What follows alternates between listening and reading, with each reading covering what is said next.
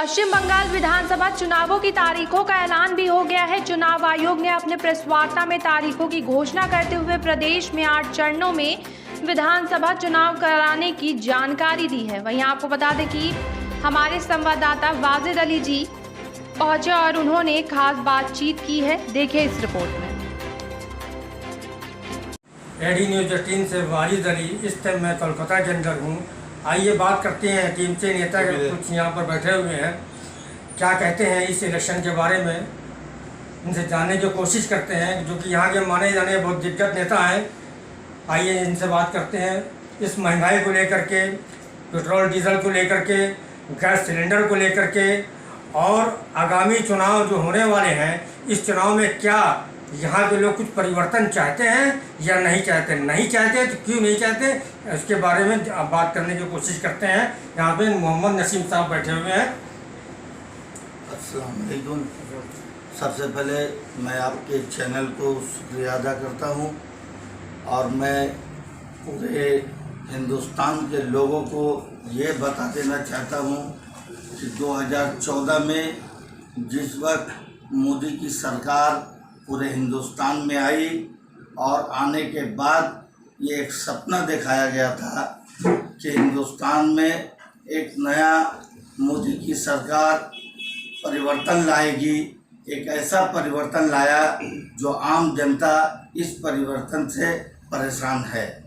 आप हमारे पश्चिम बंगाल में देखिए कि कितने शांति या सुकून है। यहाँ की सरकार हर गरीबों के लिए मुफ्त में राशन, मुफ्त में दवाई, मुफ्त में इलाज, बिना पैसे का हर बड़ा से बड़ा बीमारी का ऑपरेशन हो जाता है। पूरे हिंदुस्तान में नहीं है जो हमारे पश्चिम बंगाल में है। ये ममता बनर्जी की सरकार बहुत हर मजहब के लोगों को साथ में लेकर चलती है। चूँकि यहाँ इस ममता बनर्जी ने किसी भी एक मजहब को किसी के तरफदारी नहीं किया।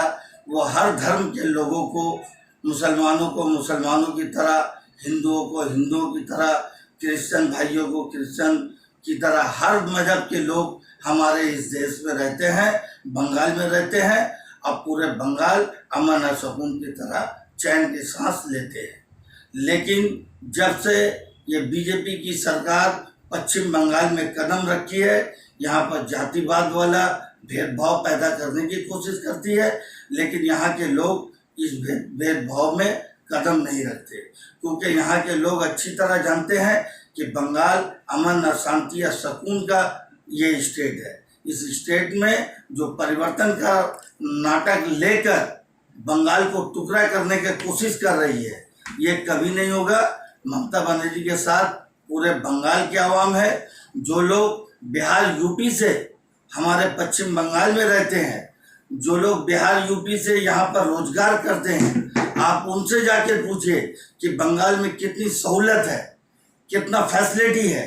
क्योंकि अगर वो लोग यहाँ पे रहते हैं तो उनका मुफ्त में इलाज होता है।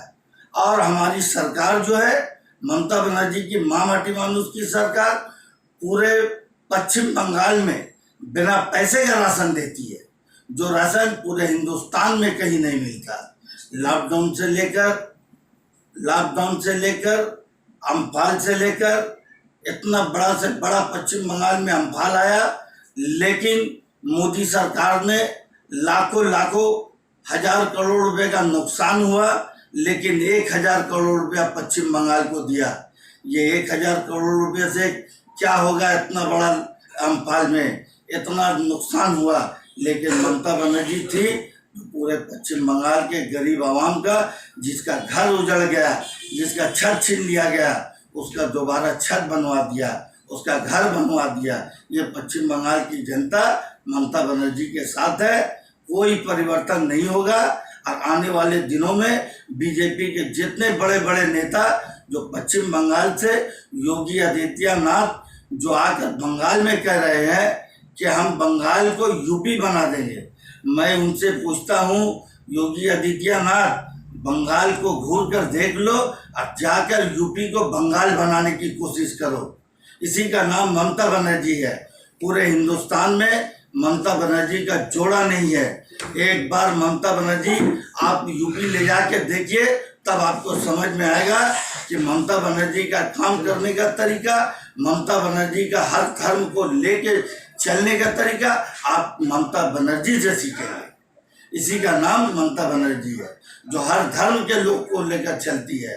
वो चाहती है कि देश का विकास हो, देश का उन्नति हो, देश की तरक्की हो। इसी का नाम ममता बनर्जी है, जो हवाई चप्पल पहनकर काली घाट में खाल के बगल में रहती है, लेकिन कभी ने उन्होंने अपने लिए नहीं सोचा। जब भी सोचा है तो गरीब जनता के लिए, जब भी सोचा है तो गरीब आवाम के लिए, अपने पश्चिम बंगाल के लिए। इसी का नाम ममता बनर्जी है। ममता बनर्जी इस टाइम इंजर्ड हो चुकी हैं, इसके बारे में आप क्या कहना चाहते हैं? ये बीजेपी वाले अच्छी तरह जान रहे हैं।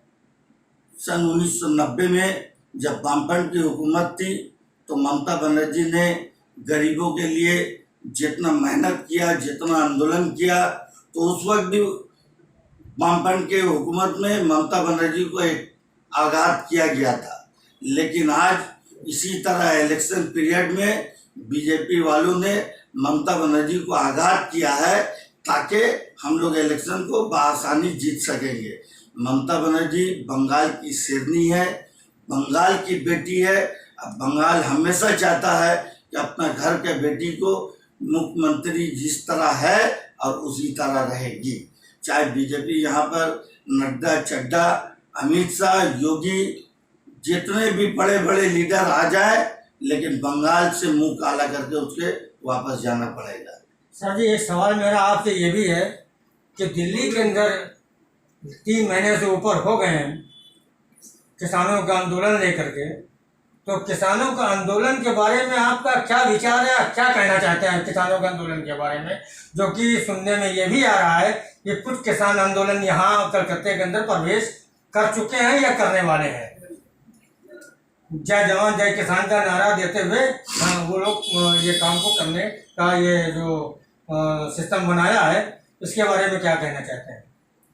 देखिए, सबसे पहले मैं आपके चैनल के माध्यम से ये बताना चाहता हूँ कि आज 110 दिन गुजर चुके आंदोलन का।